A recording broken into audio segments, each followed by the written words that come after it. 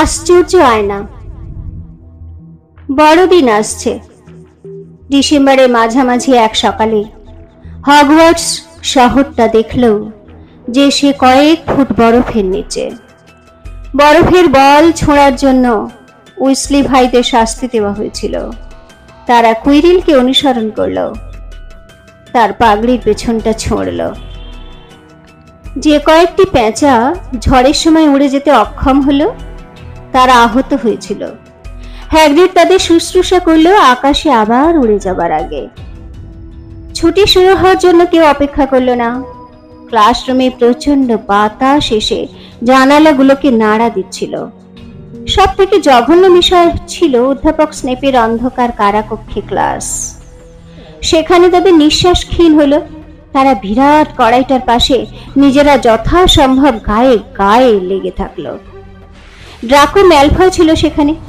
পানীয় হাতে নিয়ে সে বলল, বড়দিনে হগওয়ার্টসে থাকবে, কারণ বাড়ির কেউ তাদের চায় না। কথা বলতে বলতে সে হ্যারির দিকে তাকালো। ক্র্যাব ও গয়লে বিদ্রুপের হাসি হাসল।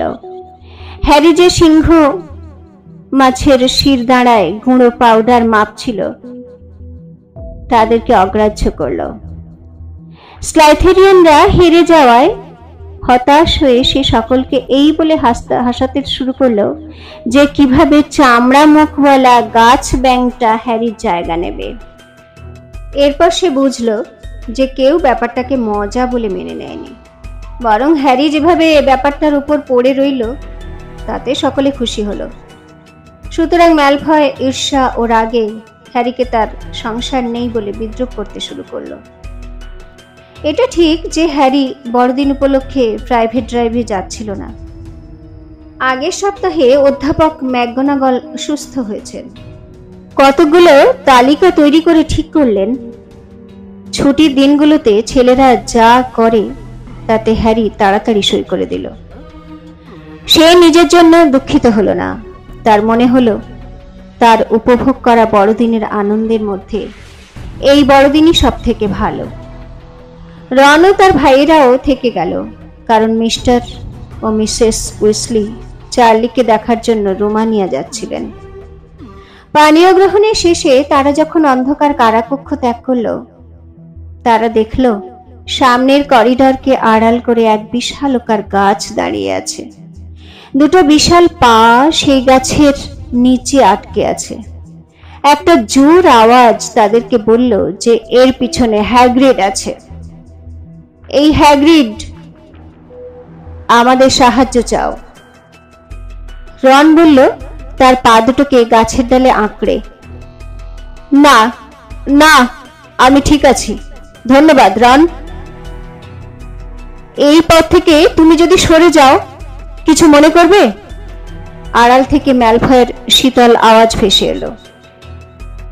তুমি কি বাড়তি কিছু রোজগার করতে চাইছো উইসলি? আমার মনে হয় হগওয়ার্টস ছেড়ে তুমি এই খেলার চালক হবে। হ্যাগ্রিডের কুঁড়ে ঘরটা তোমার পরিবারের বাড়ির তুলনায় প্রাসাদ বলে মনে হচ্ছে। স্নেপ সিঁড়ি বেয়ে ওঠার সঙ্গে রন ম্যালফয়ের উপর ঝাঁপালো। রন ম্যালফয়ের আলখাল্লার সামনে গেল। হ্যাগ্রিড বলল, অধ্যাপক স্নেপ, ওকে খোঁচানো হয়েছিল। সে গাছের পিছন থেকে চুল ভর্তি মাথাটা বাড়ালো। ম্যালফয় ওর পরিবারকে বিদ্রুপ করছিল। স্ন্যাপ বলল, চাই বলো লড়াইটা হগওয়ার্টসের নিয়মের বিরুদ্ধে। গ্রাইফিন্ডারের থেকে 5 পয়েন্ট পাওয়া উইসলি তার জন্য কৃতজ্ঞ থাক। ম্যালফয় ক্যাবে ও গয়লে গাছটার পাশ দিয়ে এলোমেলো ভাবে গেল।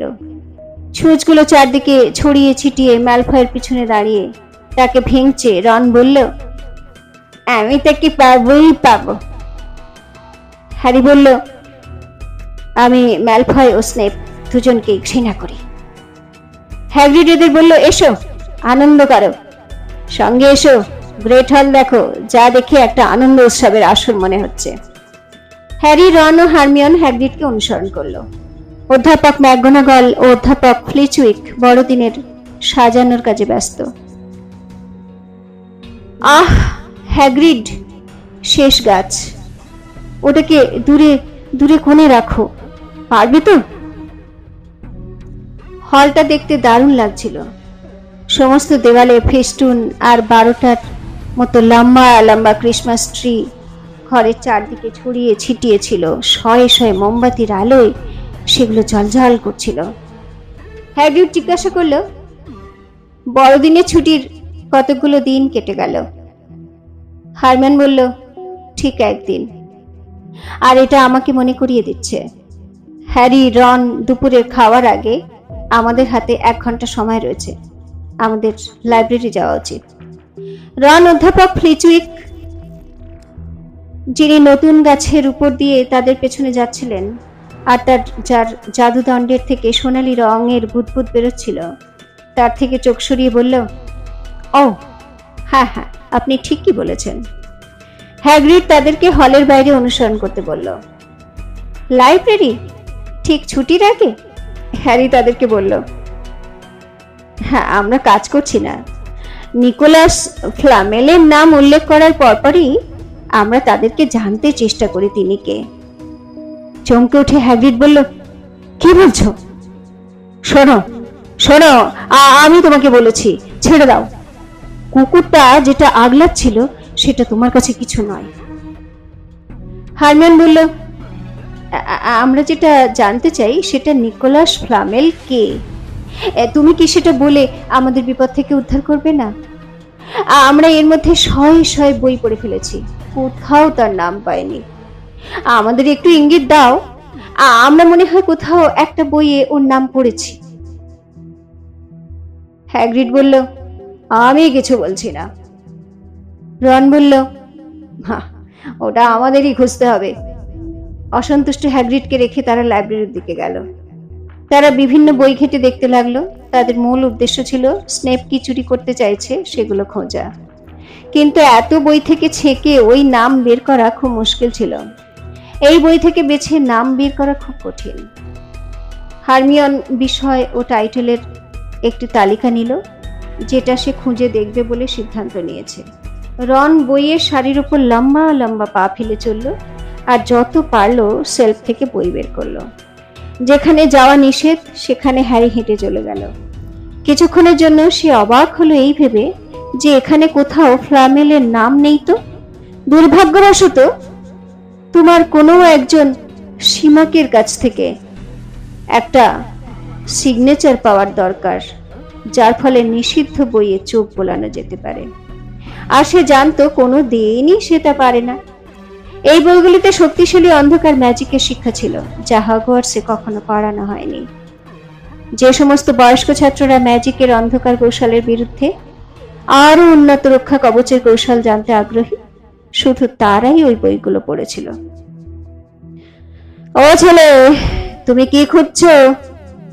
লাইব্রেরিয়ান মাদাম পেন্স তাকে একটি পালকওয়ালা ডাস্টার দেখালেন।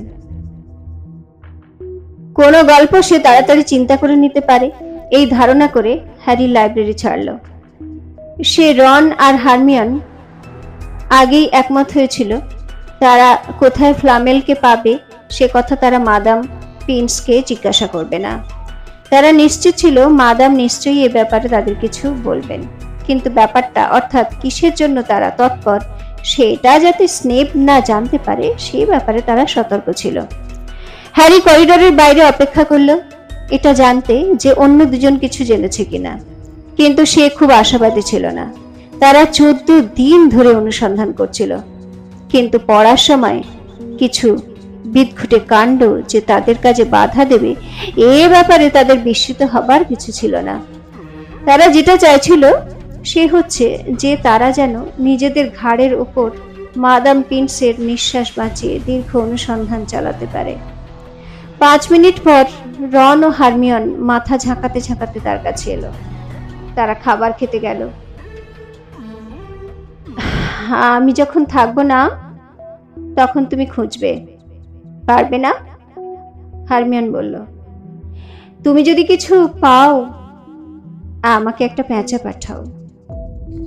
ফ্লামেল কে সে কথা তুমি বাবা ও মাকে জিজ্ঞাসা করতে পারো, তাদের জিজ্ঞাসা করাটাই নিরাপদ। রন বলল।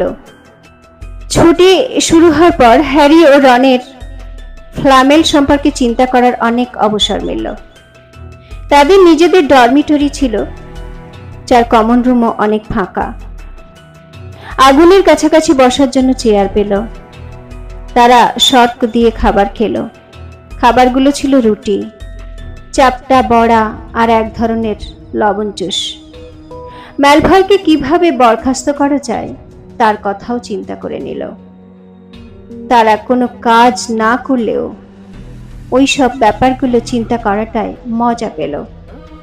রন হ্যারিকে জাদুর দাবা খেলা শেখাতে লাগলো। খেলাটা একেবারে মাগল দাবার মতো। শুধু দেখে মনে হচ্ছিল যে যুদ্ধে সৈনিকদের নির্দেশ দিচ্ছে। রনের কাছে সেটা ছিল অনেক পুরনো ও ছেঁড়া। যে জিনিসগুলো তার কাছে ছিল সবগুলোই তার পরিবারের কাছে পাওয়া। সে পেয়েছে তার দাদুর কাছ থেকে। যাই হোক, বৃদ্ধ দাবাড়ুর জন্য পিছিয়ে যাবার চিন্তা নেই। রন সেগুলোকে এত ভালোভাবে জানতো, সে যা করতে চায় তা ওদেরকে দিয়ে করতে বিন্দুমাত্র অসুবিধা হবে না। হ্যারি দাবাড়ু সিমাসের সঙ্গে খেলছিল, যাকে ফিনিগান ওকে ধার দিয়েছিল। ওকে তারা কেউ বিশ্বাস করতো না। সে নিজে ভালো খেলোয়াড় ছিল না এবং তারা তাকে নানান উপদেশ দিয়ে চিৎকার করছিল, যেটা তাদের কাছে বিভ্রান্তিকর মনে হচ্ছিল। বড়দিনের আগে হ্যারি বিছানায় শুতে গেল, পরের দিন খাবার ও মজার জন্য, কিন্তু কোনো উপহার আশা করেনি। পরদিন সকালে উঠে প্রথমেই সে যে জিনিসটা দেখতে পেল তা হলো এক গাদা বোঁচকা বিছানার পায়ের কাছে। রন বলল, শুভ বড়দিন। হ্যারি প্রত্যুত্তর জানিয়ে ড্রেসিং গাউনটা টেনে নিল। তারপর হ্যারি ওপরে পার্সেলটা তুলল। সেটা মোটা বাদামি রঙের কাগজে মোড়া ছিল। পার্সেলটা হ্যাগ্রিড হ্যারিকে পাঠিয়েছিল। ভেতরে ছিল এলোমেলো ভাবে কাটা কাঠের বাঁশি। নিশ্চয়ই হ্যাগ্রিড নিজে ওটা এলোমেলো ভাবেই চেঁচেছিল। হ্যারি সেটা বাজাতেই পেঁচার ডাকের আওয়াজ হলো। দ্বিতীয় ছোট পার্সেলে একটা নোট ছিল। আমরা তোমাদের পাঠানো বাণী ও বড়দিনের উপহার পেয়েছি, ভার্নন মেশো ও পিটুনিয়া মাসি। তাতে 50 পেন্সের একটা পিস সেলোটেপ দিয়ে আটকানো ছিল। হ্যারি বলল, এটা বন্ধুত্বপূর্ণ কাজ। 50 পেন্স দেখে রন মুগ্ধ হলো। রহস্যময়, সে বলল। কিরকম আকার? এটা টাকা? হ্যারি বলল, তুমি এটা রাখতে পারো। আর দেখলো রন খুব আনন্দিত হয়েছে। হ্যাগ্রিড আমার মাসি ও মেশোকে পাঠিয়েছে, বুঝলে? রনের মুখটা কিছুটা গোলাপি। রন বলল, আমার মনে হয় এই পার্সেলটা আমার মা পাঠিয়েছে। তার মধ্যে হয়তোবা একটা হাতে বোনা সোয়েটার আছে। রন পার্সেল ছুঁড়ে তাই পেল, আর পেল হাতে তৈরি মিষ্টি। হ্যারি খেয়ে দেখলো, বাহ, মিষ্টি খুব সুন্দর। আর একটা পার্সেল ছিল হারমিয়নের তরফ থেকে। একটা বড় বাক্সে চকলেট ফ্রক পাঠিয়েছিল।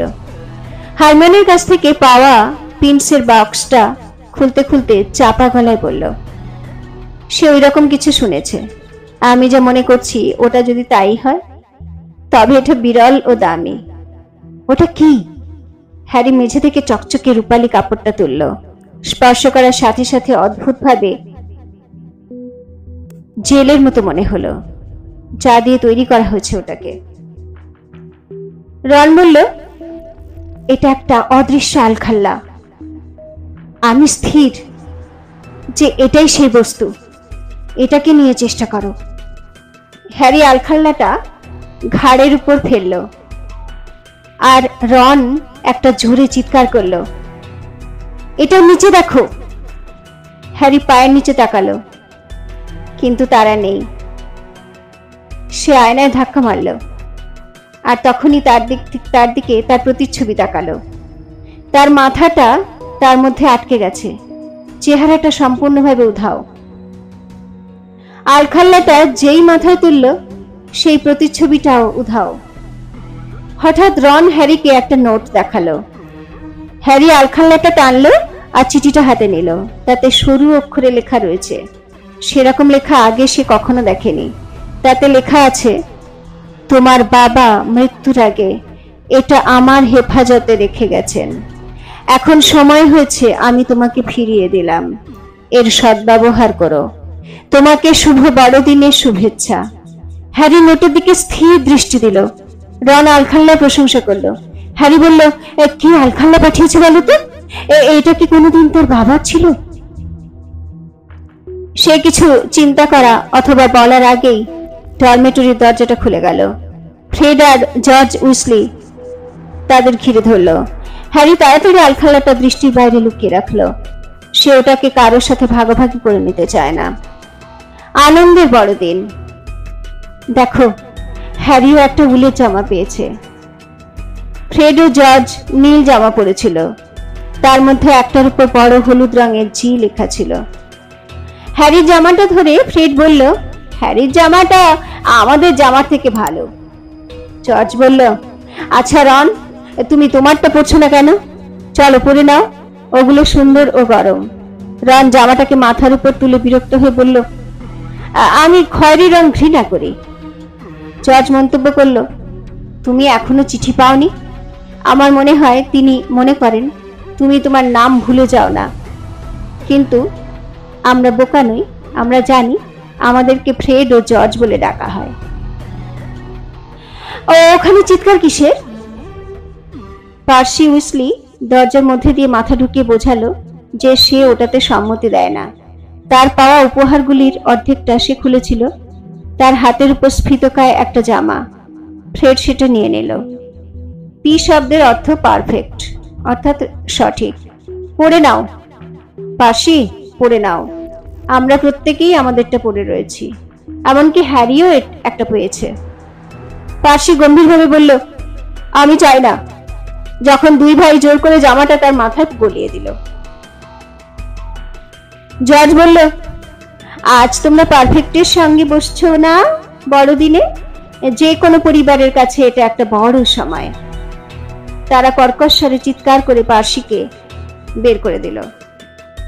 তার হাতটা আটকে ছিল পার্সির জামার গায়ে। হ্যারি জীবনে কখনো এত সুন্দর বড়দিন দেখেনি, খাবারও খায়নি। পাহাড় প্রমাণ 100টা মোটা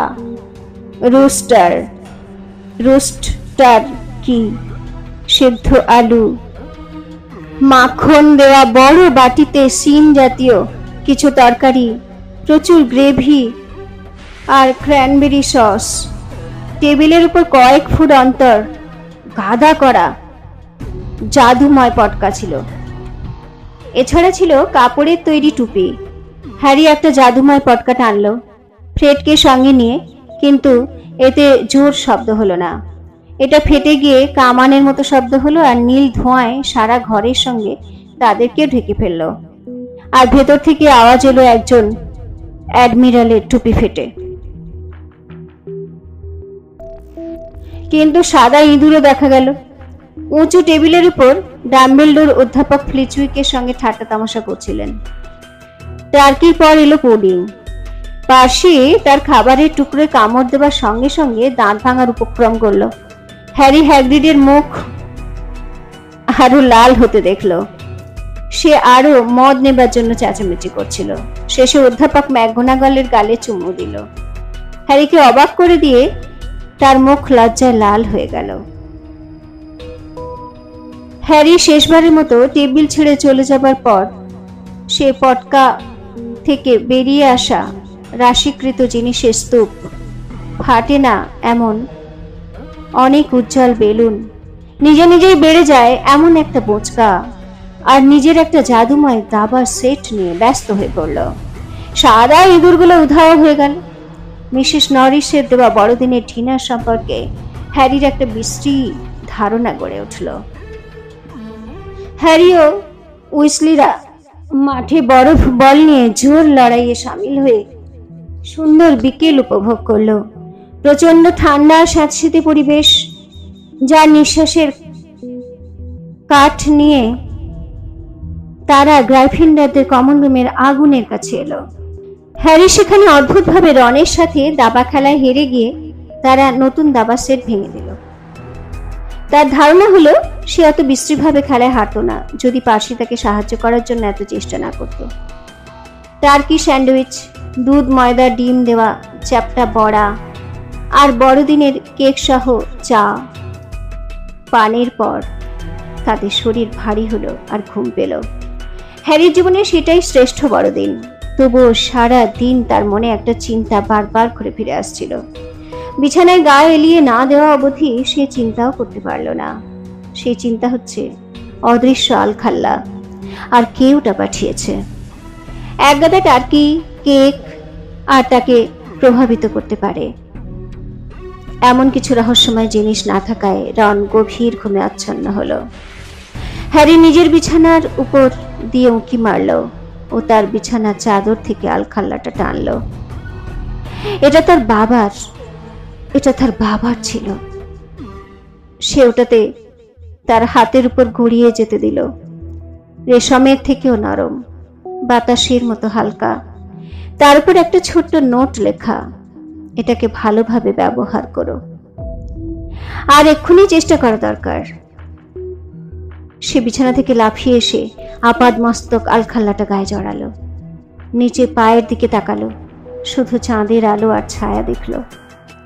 সেটা একটা মজার অভিজ্ঞতা, ভালোভাবে ব্যবহার করো। হঠাৎ হ্যারি অনুভব করলো যে ওর ঘুম ভেঙেছে। ওই আলখাল্লাটা পরে সমস্ত হগওয়ার্টস তার কাছে উন্মুক্ত। অন্ধকার আর নীরবতার মধ্যে দাঁড়িয়ে সারা শরীরে উত্তেজনা ছড়িয়ে পড়ল। ওটা পরে সে যেখানে ইচ্ছা যেতে পারে। ফ্রিজ কোনোদিনও জানতে পারবে না। রন ঘুমের মধ্যে ঘোঁত করল। হ্যারি কি তাকে জাগাবে? কিছু একটা পেছনে টানলো, তার বাবার আলখাল্লা। সিঁড়ি দিয়ে সে ডরমিটরি থেকে বেরিয়ে এলো। কমন রুমকে পেরিয়ে সে উপরে উঠল। একজন মোটা ভদ্রমহিলা বললেন, কে ওখানে?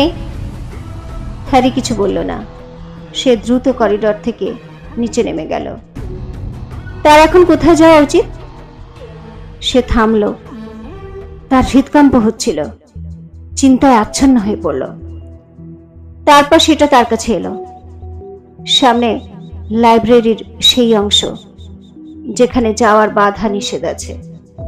সে যতক্ষণ ইচ্ছা পড়তে পারবে, আর ফ্লামিস কে ছিল সেটা না জানা পর্যন্ত সে লাইব্রেরিতে যত খুশি পড়তে পারবে। সে বেরিয়ে আঁটো সাঁটো করে আলখাল্লাটা গায়ে চড়িয়ে হাঁটতে লাগলো। লাইব্রেরি ছিল ঘন অন্ধকার আর ভুতুড়ে। বইয়ের তাকের মধ্যে দিয়ে রাস্তা খুঁজতে হ্যারি বাতি জ্বালালো। বাতিটাকে দেখে মনে হচ্ছিল সেটা যেন মাঝপথে ভাসছে, যদিও হ্যারি মনে হচ্ছিল ঠিকভাবে বাতিটা ধরে আছে। দৃশ্যটা তাকে স্বস্তি দিচ্ছিল না। লাইব্রেরির ঠিক পেছনে ছিল বাবার জায়গা, যে দড়িটা বইগুলোকে লাইব্রেরির বাকি অংশ থেকে আলাদা করেছিল। হ্যারি তার উপর দিয়ে সন্তর্পণে পার হলো। বাতিটাকে তুলে ধরলো শিরোনাম পড়ার জন্য। তারা তাকে বেশি কিছু বলেনি। সোনালী রঙের অক্ষরে যে ভাষায় লেখা ছিল তার ভাষা হ্যারির বোধগম্য হলো না। কয়েকটির কোনো শিরোনামও ছিল না। একটা বইয়ের উপর কালো দাগ ছিল, কিন্তু তার মনে হলো একটা চাপা শব্দ বইয়ের মধ্যে থেকে ভেসে আসছে, যেন তার মনে হচ্ছিল এখানে কেউ একজন আছেন যার থাকা উচিত নয়। কোথা থেকে তাকে শুরু করতে হবে? সাবধানে বাতিটা মাটিতে রেখে সে নিচের তাকের দিকে তাকালো আর একটা উৎসাহোদ্দীপক বই দেখলো। একটা বিরাট কালো রঙের আর রূপালী রঙের বইয়ের ভলিউম চোখে পড়ল। সে কষ্ট করে বইটা তাক থেকে পারল। সেটা খুব ভারী ছিল। বইটা পেড়ে হাঁটুর উপর রেখে ভারসাম্য রাখতে গিয়ে বইগুলো মাটিতে পড়ে খুলে গেল। একটা ছুঁচ বেঁধানো কর্কশ শব্দ নীরবতা ভাঙল। বইটা আর্ত চিৎকার করছে। হ্যারি বইটা তাড়াতাড়ি বন্ধ করে দিল। বইটা তবুও চিৎকার করছে। দরজার কাছে ফ্লিচকে পাশ কাটালো। ফ্লিচের মেলে ধরা হাতের ফাঁক দিয়ে গলে করিডরের দিকে গেল। বইয়ের আত্মকর্কশ চিৎকার তখনও কানে বাজছে। সে একটা লম্বা অস্ত্রাগারের সামনে এসে থেমে গেল। লাইব্রেরি থেকে বেরিয়ে যেতে এত ব্যস্ত ছিল যে সে কোথায় যাচ্ছে সেদিকে খেয়াল ছিল না। সম্ভবত প্রচন্ড অন্ধকার থাকায় ওটা হচ্ছিল। সে ঠিক কোথায় তা বুঝতে পারল না। রান্নাঘরের কাছে একটা অস্ত্রাগার ছিল। সে জানতো সেটা, কিন্তু সে নিশ্চয়ই সেই জায়গা থেকে 6 তলা উপরে ছিল। ও অধ্যাপক, আপনি আমাকে সরাসরি আপনার কাছে যেতে বলেছিলেন। কেউ যদি রাত্রে এদিক ওদিক ঘুরে বেড়ায়, অথবা কেউ লাইব্রেরির মধ্যে থাকে বা লাইব্রেরির নিষিদ্ধ জায়গা থাকে। হ্যারির মনে হলো তার মুখ থেকে রক্ত গড়িয়ে পড়ছে। সে সেখানেই যাচ্ছিল। ফ্লিচ সম্ভবত শর্টকাট রাস্তা জানত, কারণ তার নরম আওয়াজ কাছাকাছি আসছিল। সে ভয় পেয়ে দেখল উত্তর দিচ্ছিল স্নেপ। নিষিদ্ধ অংশ? ভালো কথা, ওরা খুব দূরে যেতে পারেনি, ওদের ধরো। ফ্লিচ ও স্নেপ একটা কোণে আসা মাত্র হ্যারি চুপ করে দাঁড়িয়ে থাকলো। তারা নিশ্চয়ই তাকে দেখতে পায়নি। সেটা একটা সংকীর্ণ করিডর ছিল। সে যত তাড়াতাড়ি পারল দ্রুত ফিরে এলো। তার বাঁদিকে একটা দরজা হাট করে খোলা ছিল। সেটাই তার একমাত্র আশা ছিল। নিঃশ্বাস চেপে এসে ওটার মধ্যে ঢুকলো। তার ঘরের মধ্যে ঢোকাটা কেউ দেখতে পেল না। সোজা হেঁটে চলে গেল। হ্যারি দেওয়ালে সে দিয়ে গেল। গভীর নিঃশ্বাস নিল। তার পায়ের শব্দ শুনতে থাকলো। ওরা খুব কাছে আসছিল, আরো কাছে। যে ঘরে সে লুকালো সেই ঘর সম্পর্কে তথ্য কিছুক্ষণ আগে সে জেনেছে। ঘরটাকে দেখে অব্যবহৃত ক্লাসরুম মনে হলো। ডেস্ক ও চেয়ারগুলোর কালো চেহারা ঘরের দেওয়ালে ঠেকেছিল। একটা আবর্জনা ফেলার বাক্স ছিল, কিন্তু তার দিকে মুখ করে দেওয়ালে ঠেস দিয়ে এমন কিছু একটা ছিল যেটা আগে সেখানে ছিল বলে মনে হলো না। দেখে মনে হলো কেউ একজন ওটাকে এইমাত্র রেখে গেছে। সেটা ছিল ঘরটার সিলিং এর মতো উঁচু এক বিশাল আয়না। তার ফ্রেমটা সোনার দুটো সাঁড়াশির মতো, দাঁড়াওয়ালা পায়ার উপর দাঁড় করানো। ওপরে খোদাই করে কিছু লেখা ছিল,